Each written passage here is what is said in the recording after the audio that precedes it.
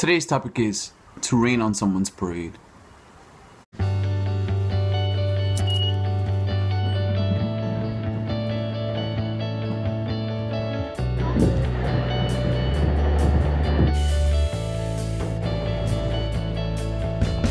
When you rain on someone's parade is when you say something that changes the attitude of the person. The train seems to be stuck at the station, so one time I was really excited to throw a karaoke party, and I went to the karaoke place and I tried to rent the place for Saturday. I was really excited and I needed to hold that place for Saturday, but they said we don't do reservations. They rained on my parade.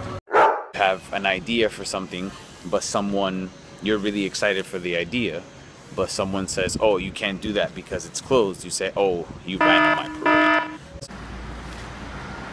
Rand is not a word. It rained. R-A-I-N-E-D. Rained. I know, sometimes I make really stupid mistakes. I hate to rain on your parade, but this train is not going anywhere. I hate to rain on your parade, but you're gonna have to take a taxi home.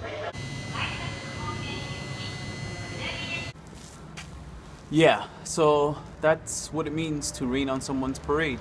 I hope you can use it. I'll see you later, guys. Take it easy.